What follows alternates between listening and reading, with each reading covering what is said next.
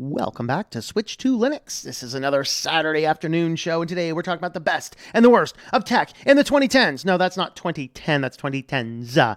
10, 11, 12, 13, 14, 15, 16, 17, 18, 19, and 20. Of course, you've heard me probably say before that we had a major convergence happen right around 2010. It was somewhere between 2008 and 2010 where we had this convergence that I think was the worst thing possible for our society.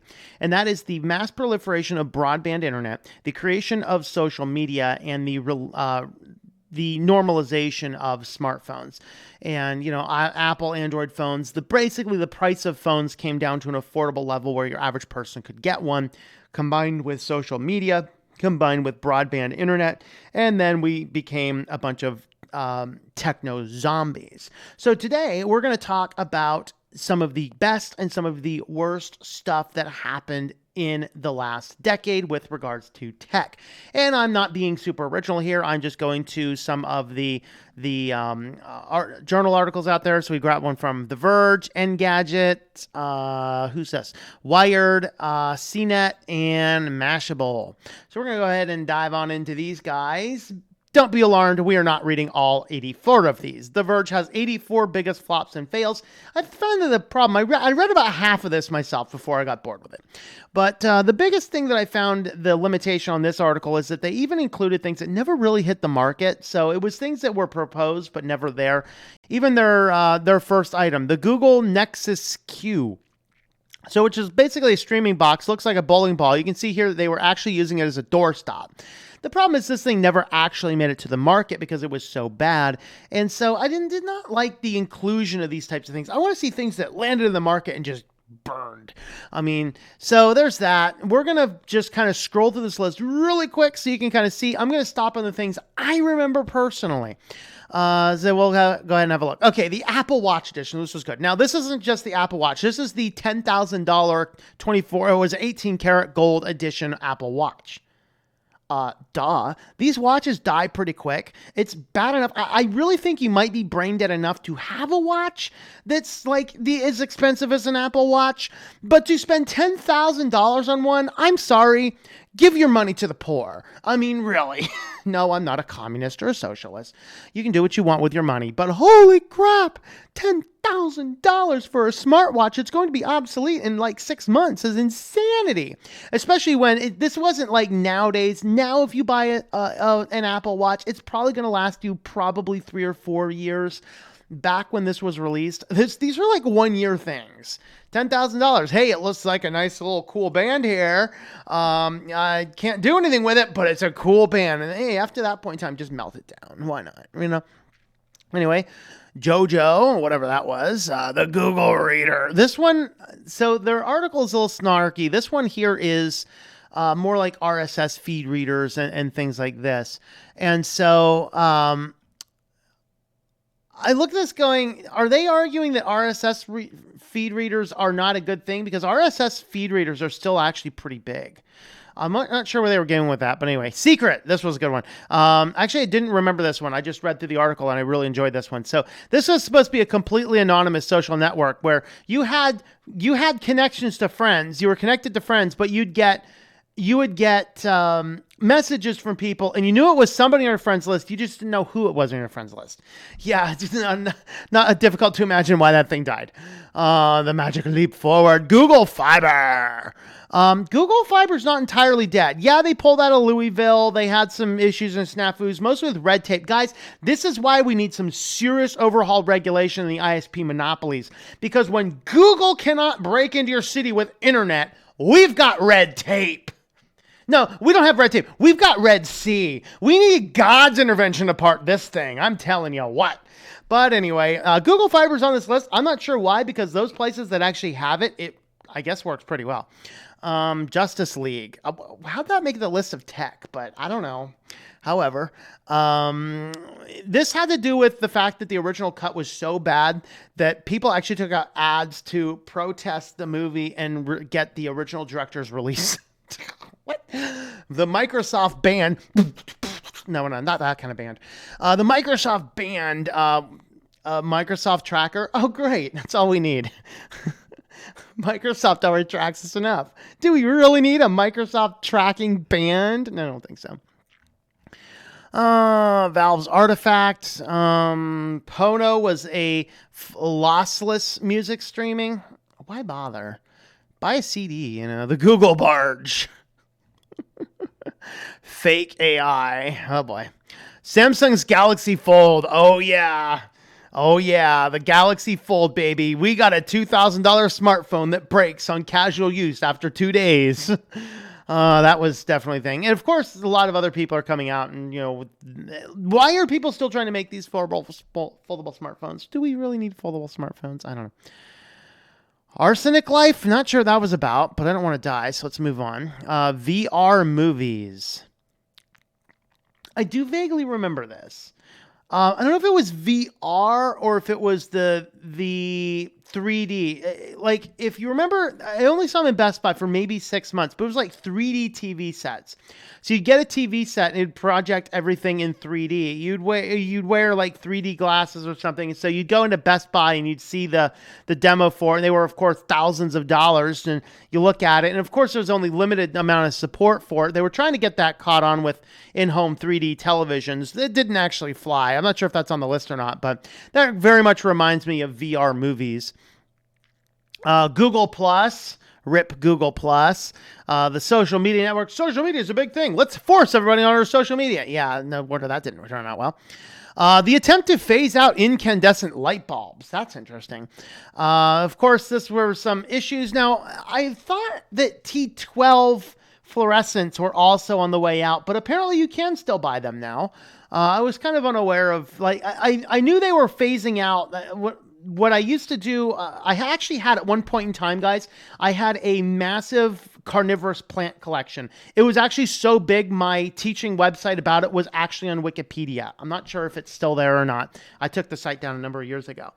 But I had this massive collection of carnivorous plants, and for all of the terrariums in the country, I actually had more light in my terrarium system than anybody else did, because I was able to squeeze in, using individual ballasts, 8 full T12 light bulbs across, such that the entire top, it was a 75-gallon tank, 4 foot across, and the entire width of it was an entirely one giant light panel at the top. But I ballasted it all with T12 ballasts. And for a while there, it was becoming difficult to find T12 lights. Now I think you can fully fledged buy T12 lights again and ballasts again. So I don't know. I'm not sure what's going on, but of course Trump's destroying the world, I guess, because they're blaming Trump for this. Which, if you want to get, I understand this argument, because while I run fluorescent and LED everywhere, I run my main office light here, runs off of a solar panel because it runs LEDs. And it's a massively bright enough light, runs on 4 watts. I'd take that any day. But I still need incandescent lights for a few small applications. And to just completely throw away a technology like incandescent light bulbs is a bad idea. While I do think that most people should, for most applications, be running fluorescent or LEDs because they're way more efficient. So, do your part, do your thing, but let's please keep options on the table. EverQuest next, Arrow, Google Tango, takes 2 to tango. Okay, Leap Motion, Flappy Bird made the list. Flappy Bird. All right, so apparently this was earning the developer $50,000 a day before he just said, people are getting too addicted. I bet he just probably pulled and said, that's enough money. I don't really need any more. Let's go ahead and let somebody else have the next thing. We all need our own Flappy Bird, don't we? the ISIS mobile wallet. Yes. Surprising this didn't work, right? I love this article, this little blurb down here. You know what sounds worse than a mobile wallet initiative backed by phone carriers? A mobile wallet called ISIS. It was the year 2012, and little did AT&T, T-Mobile, and Verizon know they'd be competing in SEO with a violent extremist militant group responsible for thousands of groups of civilian deaths globally. Whole thing got so awkward, characters had to rebrand it less than 2 years after launch. You think? I loved it. Oh, Quickstar. Do we remember Quickstar? No, I'm not talking about you, Quickstar. That was bad enough tech for the decade as well. I think that was last decade, though, wasn't it? Quickstar, if you don't remember, that one was a rebranded Amazon for the modern internet age, or not Amazon, a rebranded Amway for the modern internet age. Other fun little tidbits and facts. I actually wrote for the largest anti-Quickstar blog that existed in the planet, called Quickstar Blog. I actually wrote for that for a period of time. It was a fun decade, I gotta say. All right. So, of course, Quickstar was when Netflix decided they wanted to split out their companies, basically trying to double their revenue. People said never, and they lost more business than anything. So they remerged them back together. I think it only took them 3 months, didn't it? Kind of fun. The Lily drone, Uber's IPO, rip Uber IPO. Right? The Facebook phone. Oh, good Lord. I'm glad this thing died a gruesome death early. I guess it's like a BlackBerry, maybe. I don't know. But anyway, it basically had a hot button to go right to Facebook. I need my Facebook addiction. Facebook addiction. All right. Chatbots. Yes. Tay AI. Tay AI did a good deal of the chatbots. Yeah. Let's see. How long does it take to troll a chatbot before it becomes crazy? Google's Daydream, Sofa, and Pipa. There you go. Verizon Go 90. I don't remember this one. Let's see. Oh, that's right. It was like a Verizon streaming service. I remember that. Oh, Android tablets is on the list. Android tablets. So this is interesting because, I mean, they're not entirely gone. I actually recently bought an open box Samsung tablet because I needed something stock. Something with stock Android on it for testing purposes on things. And I use it for e-readers, actually, for an e-reader. So frustrating to watch companies do something, fail resoundingly, then try again and again, expecting different results, such as Google's decade-long run at sponsoring tablets you'd want to buy. It started with 2011's Motorola Xoom, flagship device for Android 3.0, the only version explicitly designed for tablets that had decent specs, but was mired by a high price, lousy software, and lack of compelling apps. Tragically, that description fits most tablets Google released after it. I remember rooting Google. Maybe they're just talking specifically about Google. Let's go on. Remember rooting for Google when it took even the smallest chances like the cutting-edge Samsung Nexus 10 or the smaller, more affordable Asus Nexus 7. But slight improvements in design didn't mask that Google tablets were a standstill by literally every other metric. They were going nowhere, and they were good years. Instead, Google stubbornly gun for Apple's throne with Nexus 9, Pixel C, and Pixel Slate every time for... I don't know. It depends if you're talking about Google branded tablets, maybe Android tablets. I think we need more of them. We have the Samsung ones, which are decent. Like I said, I use my Samsung tablet as an e-reader mostly, but I also use it to test websites on tablets. So, Vine, rip Vine. Of course, the worst thing Vine gave us is, whatever that guy was, Jake Paul, right? That's the worst thing Vine gave us. Air power. No. Air power. Right. Eula, the essential phone. Samsung Bixby. That's right, Bixby. So, we didn't need another one of those anyway. Hyperloop. Windows 8. Yes. Yes. I don't know. What's worse, Windows 8 or Windows 10? Like, Windows 8 just had a crummy UI. Windows 8 RT? Oh, yeah, burn it with fire. Windows 8, though, I would take Windows 8 over Windows 10 right now. Definitely. But understanding that I hate the UI, Antenna gates, yes.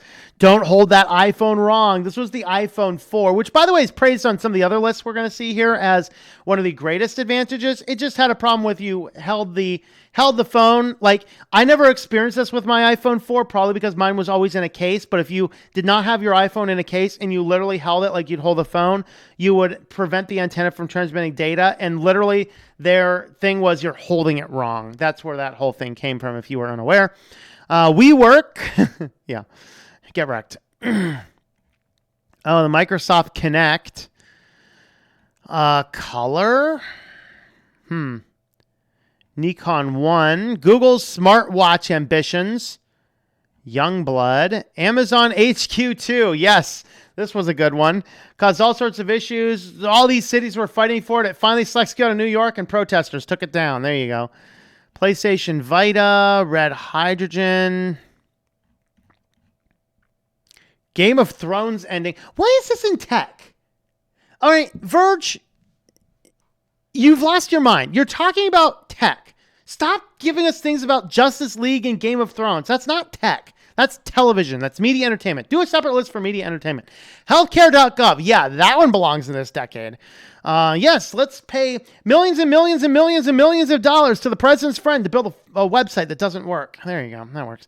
Equihacks. No, that's not Equifax. That's Equihacks. You got it wrong. Verge, don't make me edit your article. All right, Equihacks, of course, they hack everything in, and now everybody gets the ability to get, 100. No. It's down to like $7 a piece, but only if you don't already have credit monitoring service. Here's an idea, government. Why don't you just shut them down, seize all their assets, and distribute it among the American people? There you go. There's what you should do, the Equihacks. We don't need them. $5 billion Facebook fine. Why is this a flop? I don't know. All right, now we're starting to stretch. Oh, Juicero. There you go. This was a bad one. The $700 juicer that did nothing but squeeze the packet of processed stuff that's supposed to be juiced. This is supposed to buy into the juicing trend. People, when you're talking about juicing, this is not what you're talking about. This is still highly preserved, not fresh, processed garbage. And it just turned out that you could actually just cut the thing off that thing and just squeeze it out yourself. You did not need the $700 juicer to get there.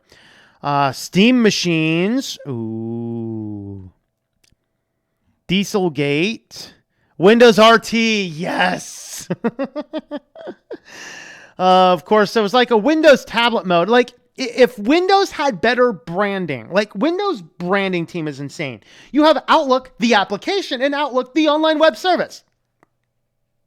Microsoft, like if Microsoft did this Windows RT tablet with completely different branding, they would have pulled it off flawlessly and it would have been a success.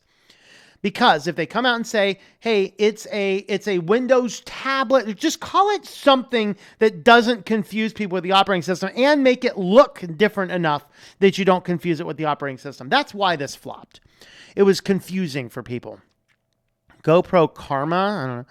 BlackBerry. Yeah, if you guys did not remember the BlackBerry Z10, it was BlackBerry's one and only attempt to have a more modern smartphone. It was an atrocious mess. I actually, when I was switching, had the iPhone, and then I was going to go back to Google, but this is when Google was just really starting to put its tentacles all over Google, and it made the Android completely untenable for me. I said, nah, let's try the BlackBerry.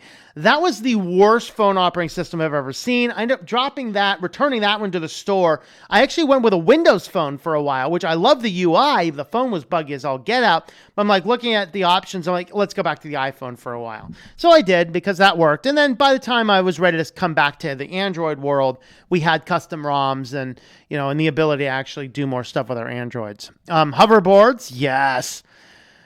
Faraday Future, Fire Festivals, Apple Maps, yes. When Apple switched to the Apple Maps and you got this kind of stuff. Excuse me, I think we have an earthquake has happened. Microsoft Kim, the coolest cooler. Wow. Movie Pass, that's right. Get wrecked, Movie Pass. Apple's butterfly keyboard. The concept of privacy. See, I'm going to wager you still have a reasonable amount of privacy if you do things right. You can disagree with that, but I think that's the case. Oh, there it is. The 3D TV. I called it. The 3D TV. Enormous success was the 2009 Avatar 3D TV was supposed to bring the new level of immersion to the way people viewed movies in their living rooms. But unlike in theaters where 3D screenings are still fairly common, the effort to bring that same experience home failed miserably. No one wanted to wear goofy 3D glasses during the downtime on their couch. Screen sizes, most TVs don't showcase 3D the same way. Content popping out of a giant movie theater screen. TV companies continued to do 3D for several years, but there was a decent selection of 3D Blu-rays to choose from. People never took to it. You can only force feature on people for so long. Yeah, I actually had a 3D copy of Journey to the Center of the Earth. I had a 3D version of that. The Fire Phone. Rip Amazon phone. The Google Glasses. Yep. The Windows Phone. UI was so good on that. Theranos. I guess that's tech. Galaxy Note 7. Sticky out! And Asiat Pi. I'm not sure that belongs in the list of tech. Telecom maybe, but not tech. Well, there's that article. That took 20 minutes to go through. Wow, y'all still with me? All right, looks like y'all are still with me. Let's keep going. Let's have a look at what Engadget says. The worst tech of 2019. This one's a significantly short. That was the long article. Everything else is going to take just a minute to go through. All right, let's see. Microsoft Surface Pro 10.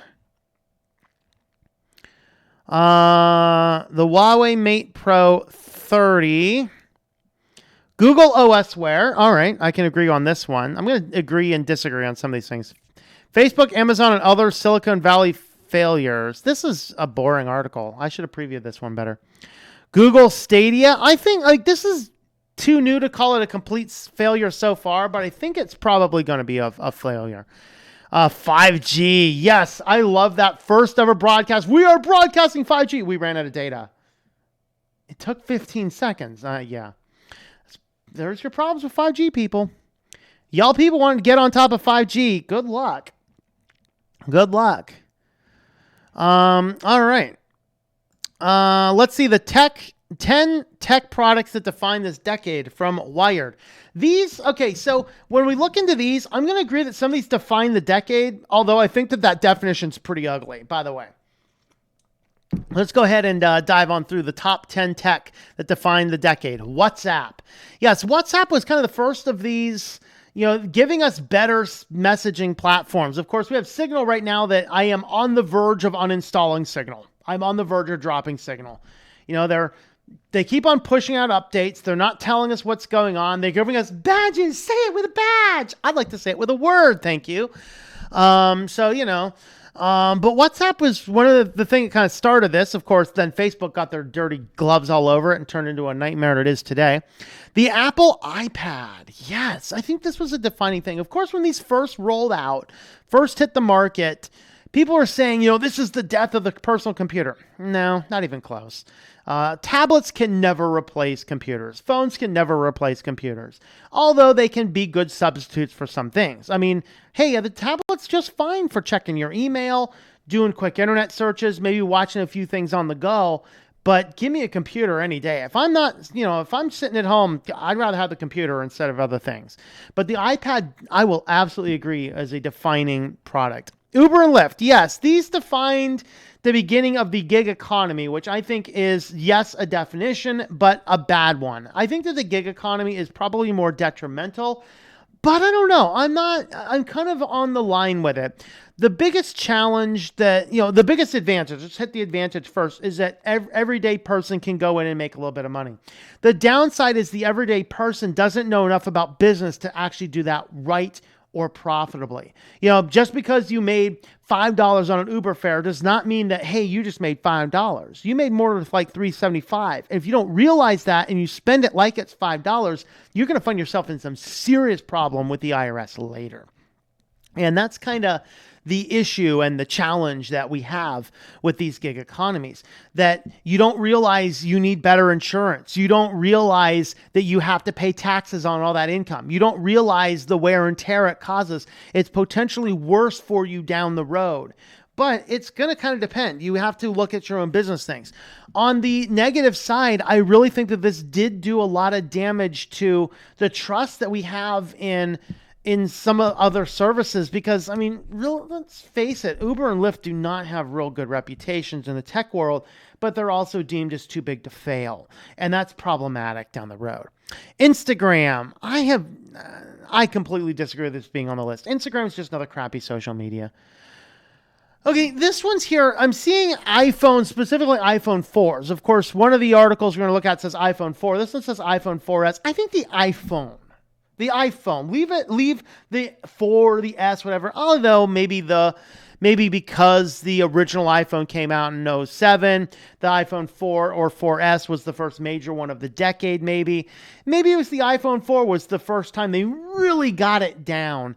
But I agree that the iPhone 4 was really that thing that started to push us, maybe even the iPhone 3, but the iPhone 4 was really that thing, I think, that started to push us into the area where we start to have more cell phone technologies, have more things that we can do on the fly. I think that was good for some areas, once again, but really bad for others. Tesla Model S. I don't know. Bringing us electric cars, maybe. Bringing us things that drive at full speed into the back of fire trucks. Interesting.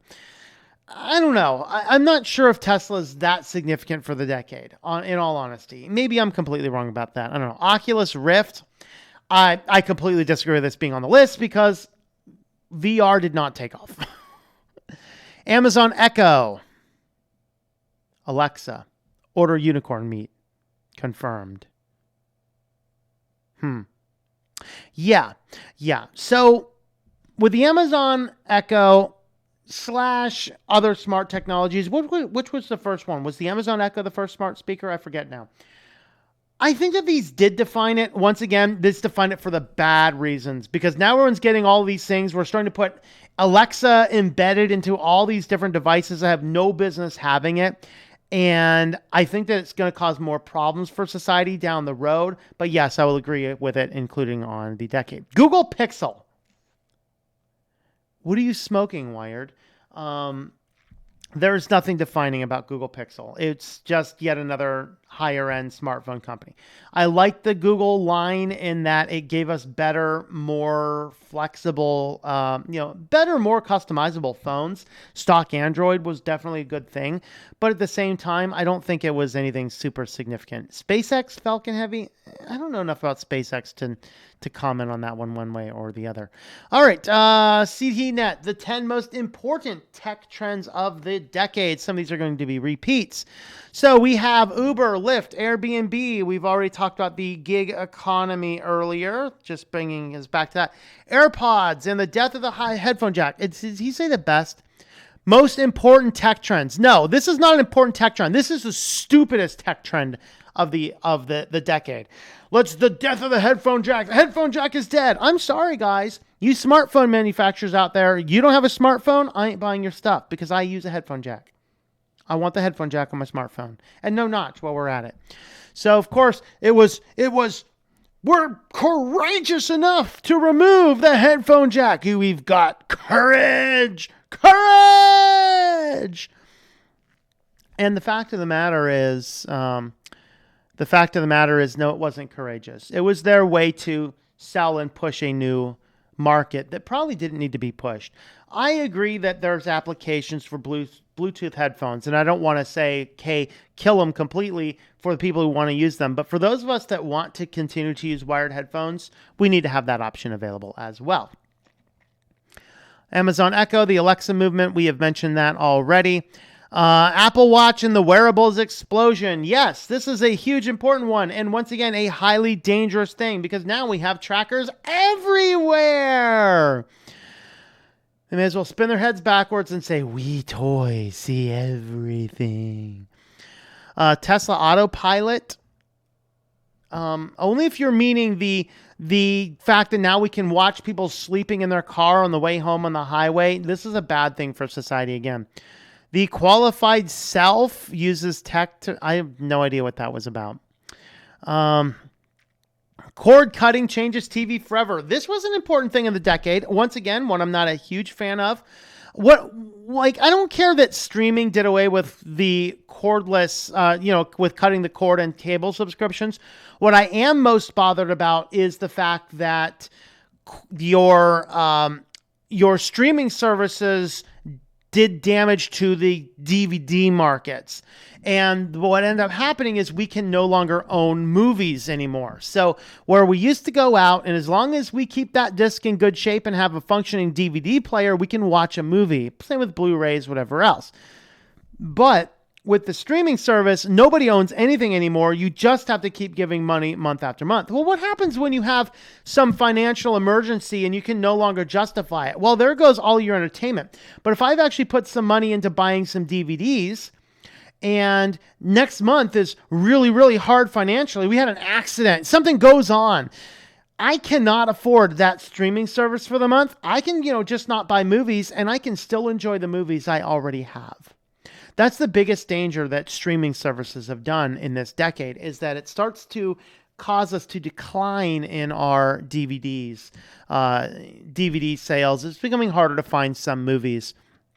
So yes, I think it's significant, but I think it's also dangerous. So Ninja Revolutionaries, cloud, data, and AI. These, I think, are definitely going to change society, and I'm not sure it's going to be changes for the best. But anyway, yeah, I agree. iPads, Chromebooks, and the new PC era. Once again, these are more supplemental. They're never going to replace computers, but there definitely are supplemental stuff. Oh, I miss the iPad looking like that. I still think it looks so much better than the nonsense we have today.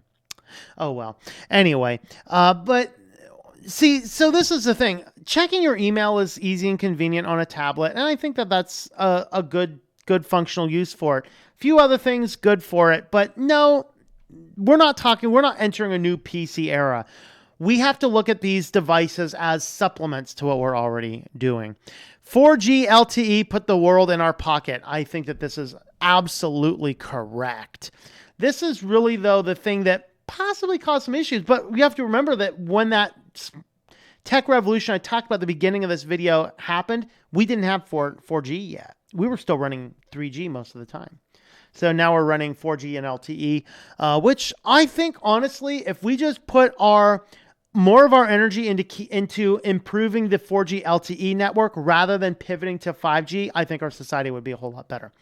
That's my thought on that. And let's have a look at Mashable, which gave us specifically gadgets. So iPhone 4, I think most of these we've already mentioned. Google Assistant, they're saying here, and in replacement for the Amazon iPods. Is there anything new here? Maybe there's nothing new in this article. Nintendo Switch kept showing up here. Let me know in the comments, is Nintendo Switch significant for gaming or not? I mean, I know I'm not a gamer. I don't know. I don't have a frame of reference, but is Nintendo Switch so significant that it merits being on nearly every one of these lists? Let me know in the comments. The Instant Pot? What is you smoking, Mashable? CarPlay, Tesla Autopilot? I don't know. Anyway, those are my best and worst ideas in tech in this decade. Let me know your thoughts on all this in the comments down below.